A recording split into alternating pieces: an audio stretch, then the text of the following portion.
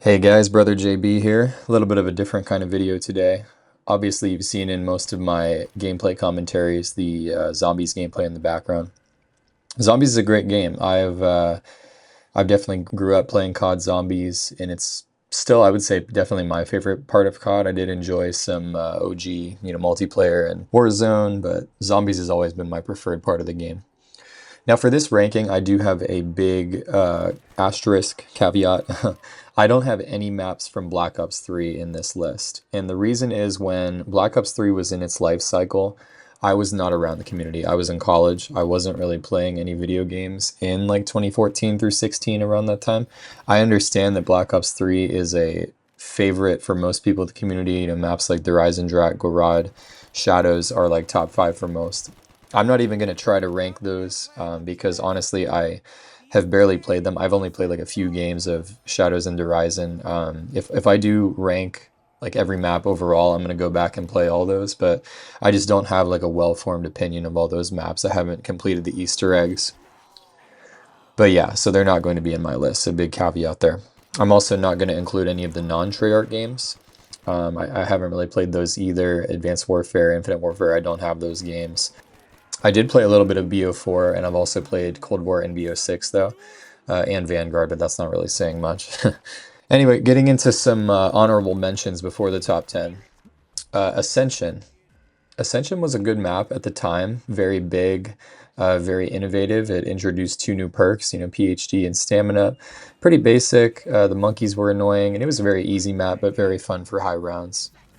Transit, another honorable mention. Lots of fun, but a very broken map. Probably one of the worst, like on paper, but it was also just a lot of fun. And the memories that I have on Transit, it's just kind of funny. You just laugh at how bad the map is. So, I mean, I gotta mention it. D Machine from Cold War. This map kind of resurrected Zombies in 2020. Great simple map. Brought a lot of new players into Zombies from the Warzone era. Added the modern mechanics that a lot of people have issue with, but it was simple and it did what it needed to. I had a lot of fun camping on the roof with the ray gun and Ring of Fire. Kino, my fourth honorable mention, not the best map in my opinion. It was pretty much like just like Der Riese, but not as cool for me. It wasn't super innovative compared to what Der Riese did for World at War. But it's definitely the most played and most nostalgic map of all time, but it doesn't really make my top 10. And also 5, also from BO1, a lot of fun. Definitely a hard map.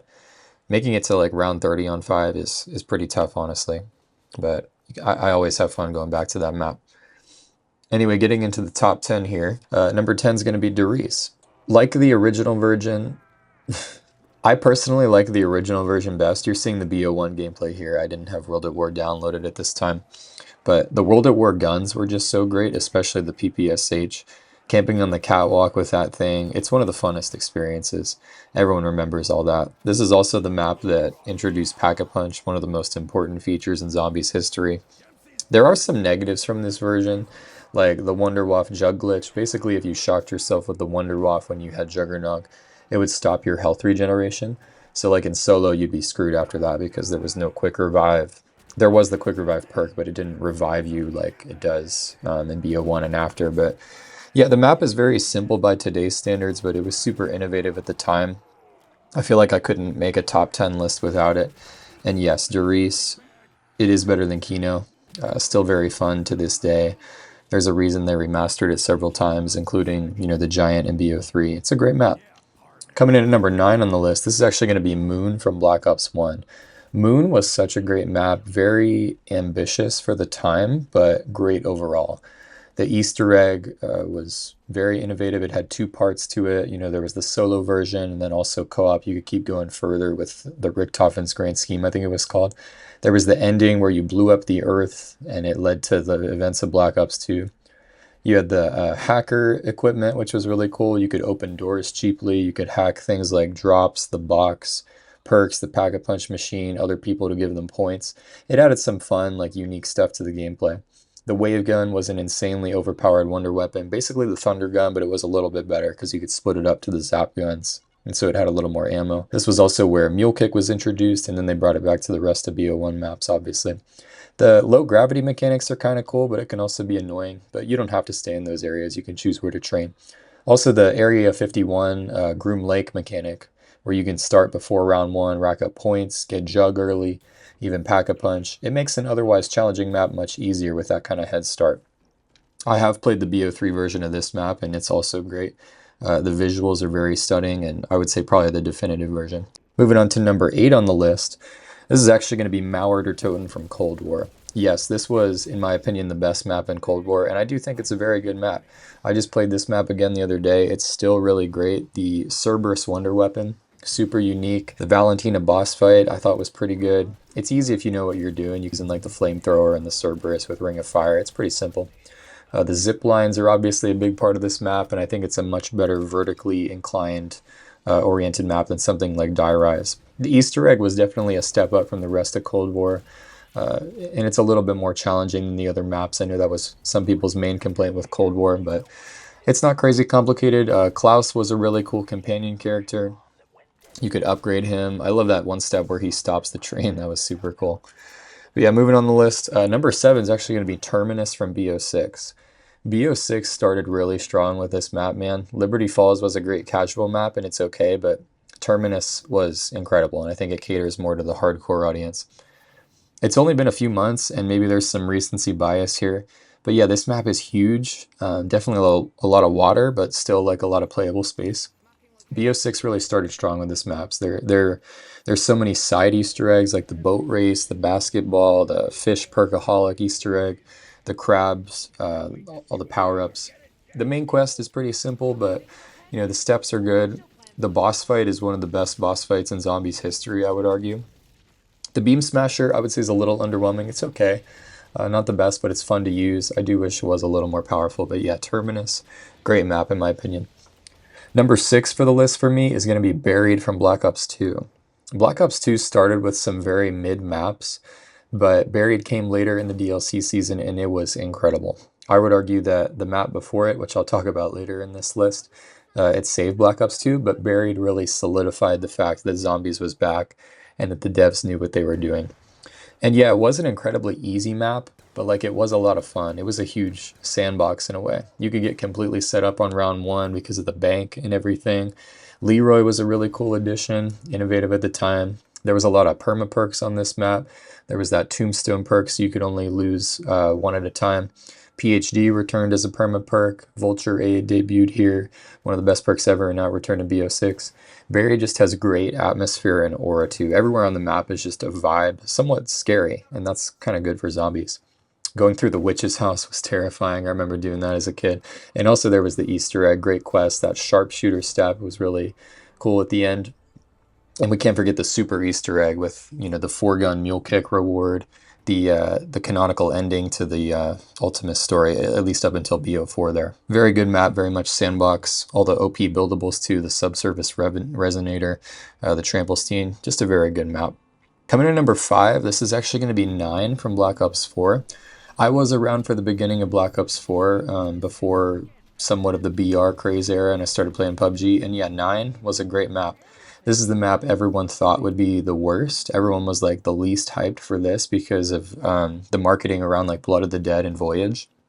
But 9 was just so good. The whole theme of the Gladiator Roman Colosseum thing, we thought it was more like the bonus map. And it was definitely more simple, definitely smaller, easier layout, but this was the best BO4 map in my opinion. I wasn't really around for Ancient Evil. I've heard great things about that. I played a couple games, and I know people say that that's the best map. I was probably playing PUBG at that time, honestly. But yeah, 9, you had the trial system, the simple layout, simple pack-a-punch. BO4 kind of complicated everything too much, in my opinion, with the main quests, and there was just barrier to entry for newer players with some of the other maps. But 9 was a great balanced map.